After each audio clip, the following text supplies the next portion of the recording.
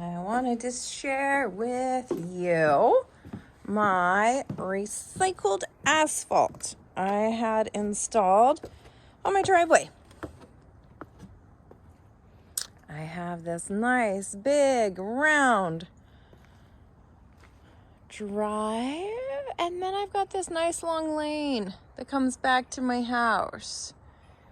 And so I decided that, to get rid of all the loose gravel, the dirt, I would hire Clayton with Country Roads driveways to come in. And this is a recycled asphalt. And so they come in, they scrape down the whole drive and level it out, and then they bring in this recycled asphalt, and then it's compacted.